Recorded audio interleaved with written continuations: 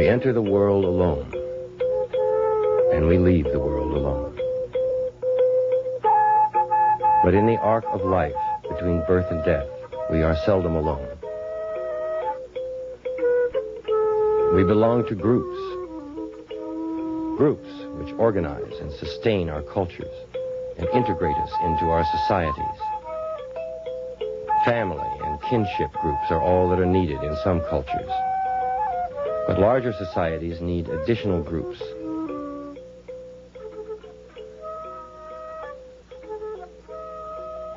Some of these additional groups are based on age.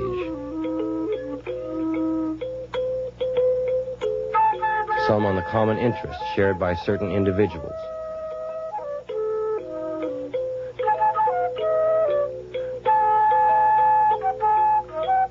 And still others result from the unequal distribution of wealth, status, and power. Each are important to anthropologists who study how these different groups can preserve, enhance, or even change a culture.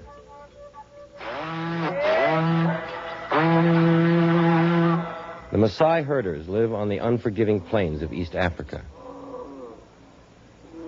They believe that when God created the earth, he didn't have the time to keep cattle. So he asked the Maasai to do his herding for him. And so for centuries, the proud Maasai have been semi-nomadic pastoralists whose life is sustained by the cattle God gave them. Their society is structured by the need to maintain and protect the herd. To do this, the Maasai separate all males into 3 distinct groups based on age, each male progressing through life as a member of an age set, living and working with his peers.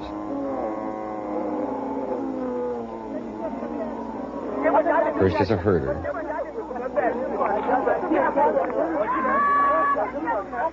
then is a warrior,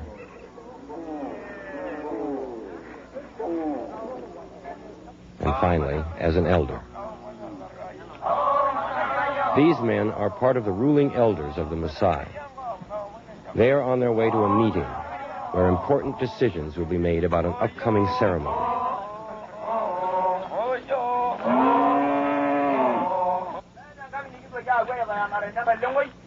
The elders in the Maasai culture provide the vital leadership needed in this tribal society, which has no other formal political organization.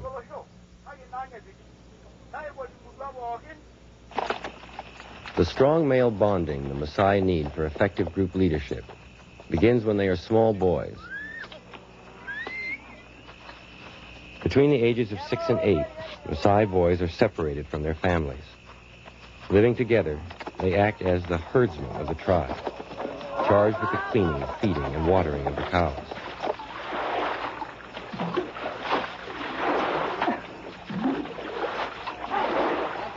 In the search for water, the boys must sometimes herd the cattle more than 20 miles a day.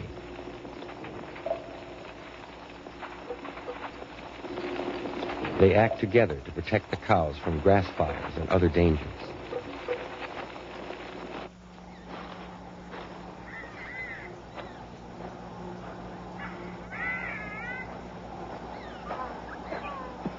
In all of their activities, there is an air of unspoken cooperation and camaraderie that will last a lifetime.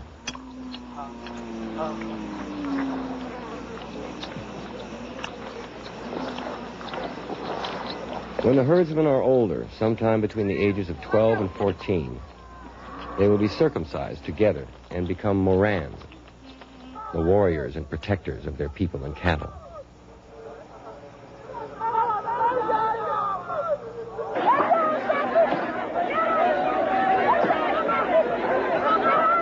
Here, the Moran of one tribe compete against the Moran of a neighboring tribe in a ritualized battle, honing their warrior skills.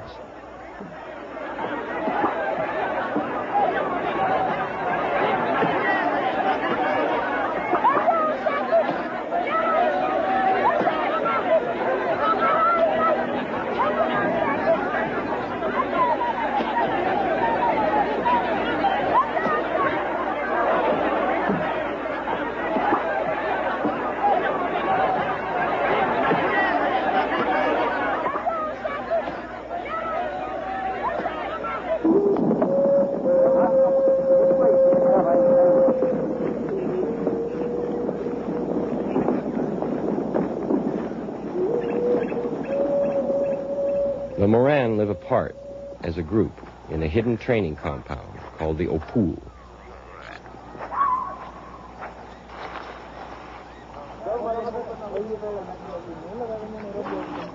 Together they build their residence away from the main village and carefully camouflage it.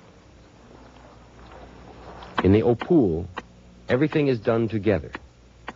The Moran perform the domestic chores traditionally done by the Maasai women, for they must remain bachelors while they serve a full 7 years as warriors. This reduces competition with the elders for eligible women.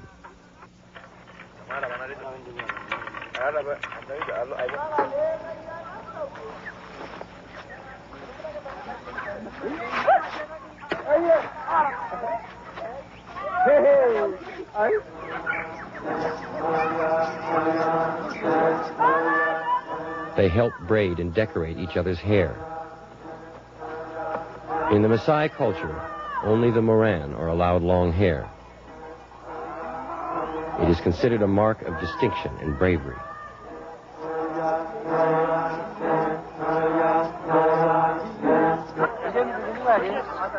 When the Moran are ready to be ruling elders, their heads are shaved by their mothers, a rite of passage symbolizing their new status in the tribe.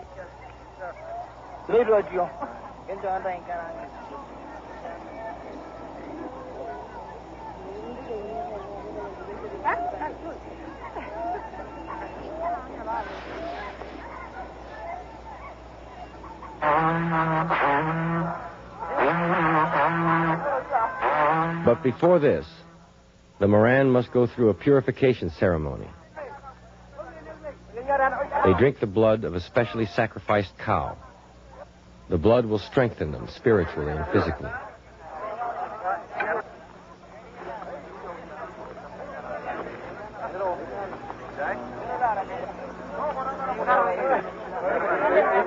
Undergoing such a rite of passage together further reinforces their common values and group solidarity. In Western societies, too, there are groups of males of the same age who segregate themselves from the rest of society. They eat, sleep, and work together.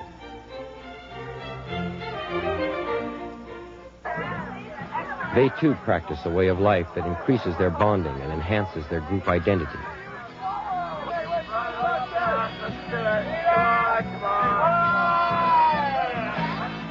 Swallowing live salamanders, an unusual part of the annual Bowery Ball put on by a Pennsylvania college fraternity and their guests, is not as formal as the Maasai's purification ceremony, but both activities unite members of an age group who are past childhood, but not yet adults.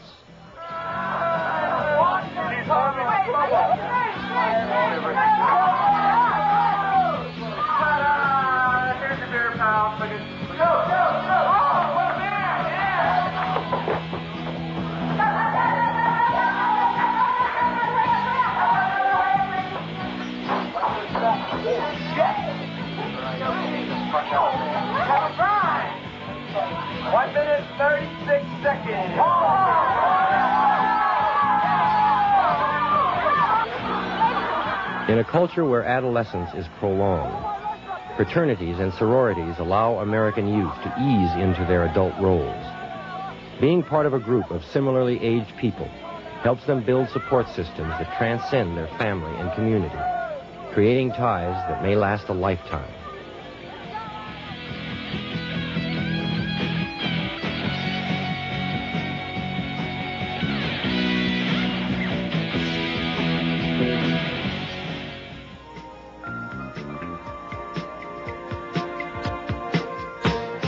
The loose system of age grade separation in American colleges often serves economic as well as social needs in our culture, where education and enterprise are highly valued.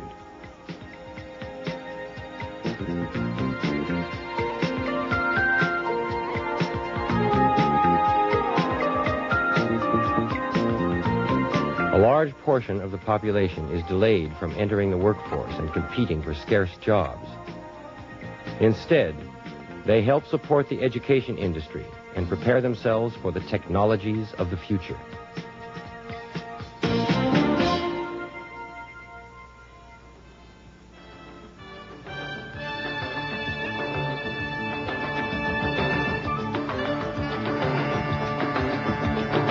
Even college activities that often seem frivolous may serve cultural purposes by socializing an individual and honing competitive skills.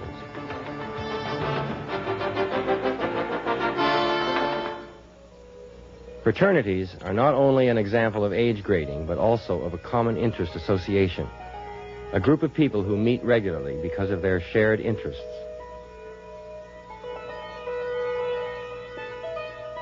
Common interest groups have helped enrich and organize society for thousands of years.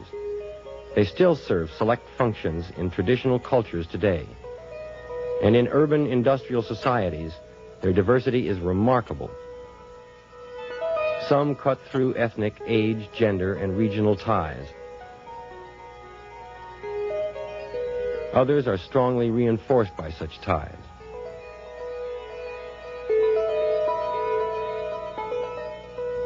Some are compulsory, and some are voluntary. Some help to preserve cultures, others change them. These retired sleeping car porters still meet today, even though the era of the Pullman railroad cars is over. The Common Interest Association they formed over 50 years ago helped change the very nature of the society we live in today. They are the last of a long line of porters that span 100 years of American history. In August of 1925, the Brotherhood of Sleeping Car Porters was launched with 500 members and the help of the black union advocate, Philip A. Randolph. One of their chief aims was to improve the working conditions of the porter.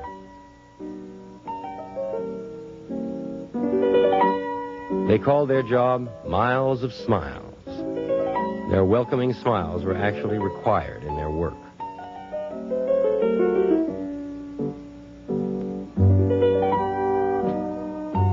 In the 20s, it was about the best job an American black man could get. And the Pullman Company knew it.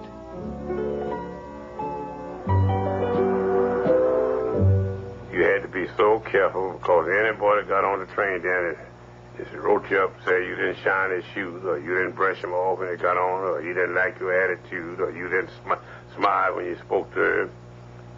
He'd call you in, dress you down, and put you in the streets probably for 10 days. You didn't miss a whole lot of money because they won't pay you nothing now. In those days, only a few blacks were accepted into white unions, and there were no black unions.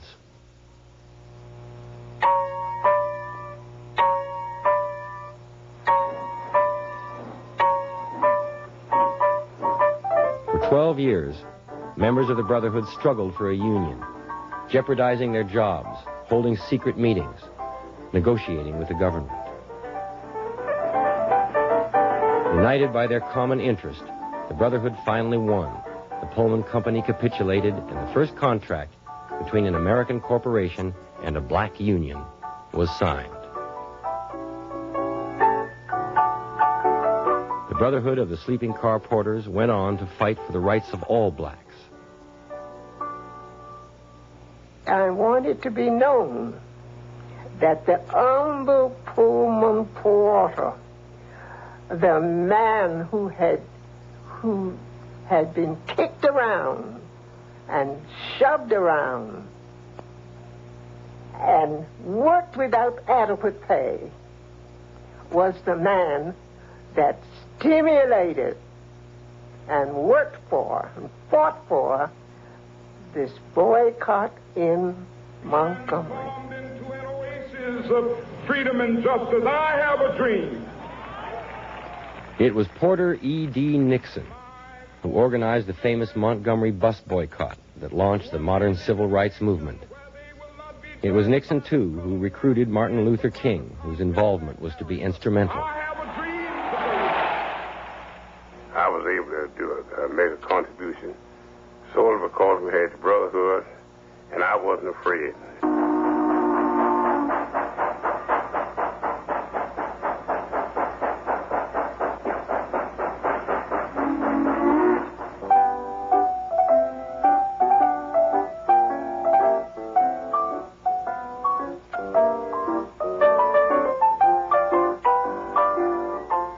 The Brotherhood of Sleeping Car Porters changed history and and affected countless people outside their own group.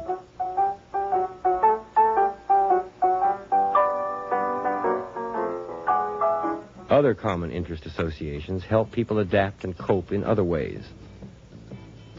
Being a part of a group like the Young Skulls Gang in the Bronx area of New York provides a sense of power and identity for these teenagers that they can rarely find on their own.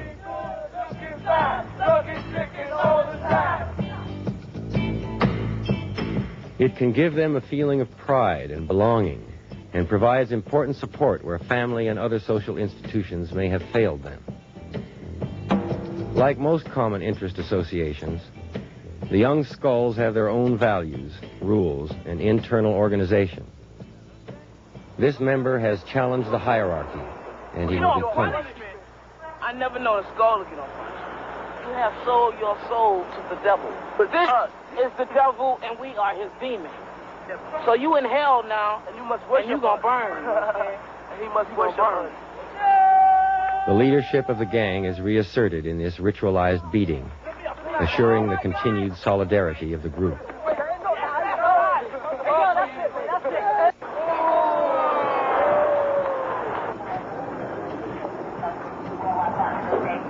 Sometimes members join willingly. Other times, they join because they fear the consequences of not doing so.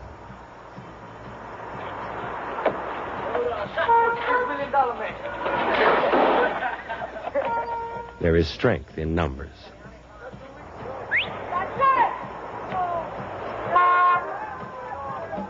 Their antisocial acts may reflect their deep frustration, their perception that they lack the possessions and opportunities that many others have. Like the Porters, members of the Young Skulls Gang are part of the lower class of their society. They are bonded not only by their common interest, but by their economic status as well. Groups based on class reflect social stratification in a culture. Like age groups and common interest associations, class stratification is another way in which people may be organized within societies.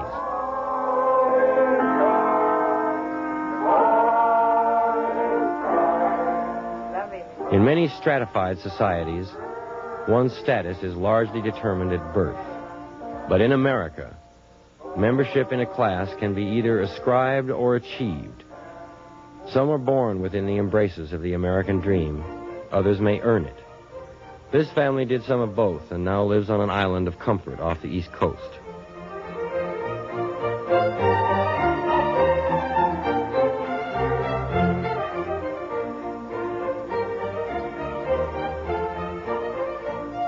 One of the changing luxuries of the upper class is the ability to hire servants.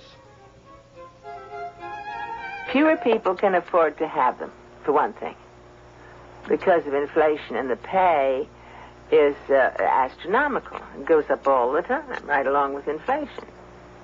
This has made, as you can imagine, a great difference in American life and European life, too, because really, for the first time in history, there haven't been servants, and you know everybody had servants excepting the bitterly poor.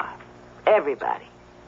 So that this puts a tremendous burden on the woman in the family now, being so tied down, the kitchen, the house, the children. This sort of thing never was. There were more people who considered it a perfectly proper job to have. Americans never really have thought so, because every American's brought up to think he can be president. So that the servant class has never grown up in America.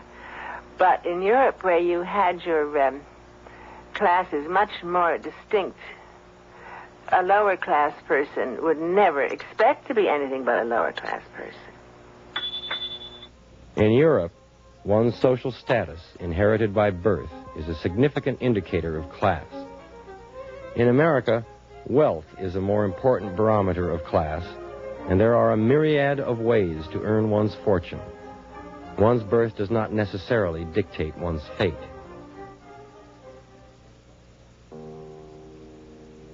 In South Africa, whether one is born white or black makes all the difference. In a severe system of stratification based on racial segregation, 4.5 million whites are able to culturally and economically dominate a land of 25 million people by legally denying blacks most means of social and economic mobility. In virtually every arena, blacks have inferior status. Black miners still earn only 1/16 of what white miners doing the same job can earn. Blacks are not allowed to own property in most of South Africa. Blacks can't marry whites, and they're legally forbidden to sleep with them, swim in the same waters with them, or even hold hands with them. Blacks aren't allowed to vote. Blacks are permitted some education. However, in the words of a high government official, the purpose of Bantu education is to ensure that natives will be taught that equality with Europeans is not for them.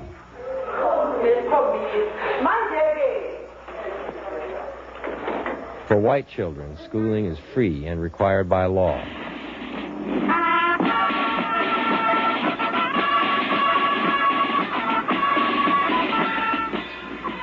Blacks, however, must pay to be educated. This woman works as a servant in the suburbs of Johannesburg to pay for the education of her daughter, who must live hundreds of miles away. Her only son died of malnutrition last year. A black child dies from the effects of malnutrition every minute in South Africa. With legal, economic, and social mobility denied them, the blacks sometimes feel violence and revolution may be the only way to change the system of oppression they live under.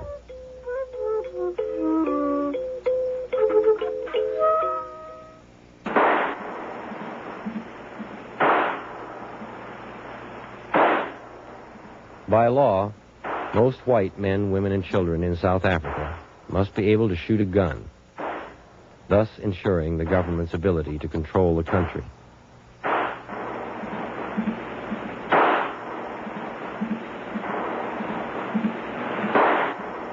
Meanwhile, blacks dig graves for their children in preparation for a different future. In South Africa, whether one is born black or white, makes all the difference.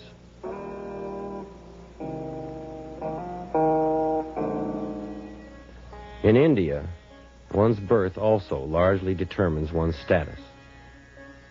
India's system of rigid stratification, organized around hundreds of caste groups, has infinitely more nuances than South Africa's racial stratification, for it is based on religious as well as economic and social factors. The concepts of purity and pollution permeate the Hindu religion and way of life. When born, one inherits the caste, the occupation, position, and status of one's family. Members of one caste group must be careful that members of the castes below don't contaminate them.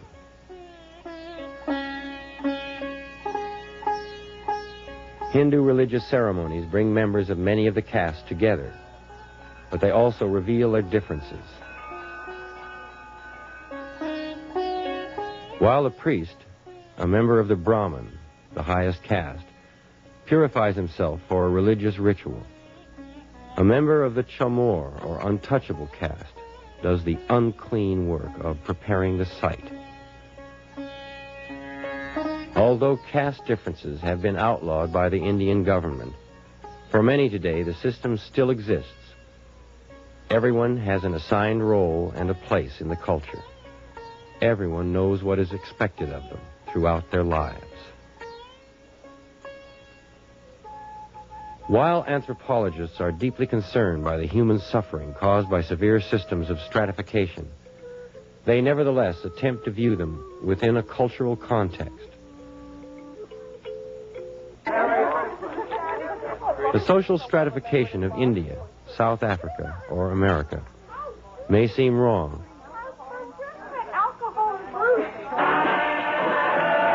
Just as some age grading may seem discriminating, and some common interest associations frivolous or harmful, but these groups serve functions within their societies.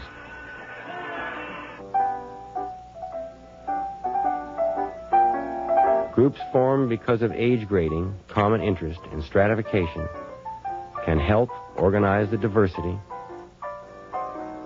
provide the structure,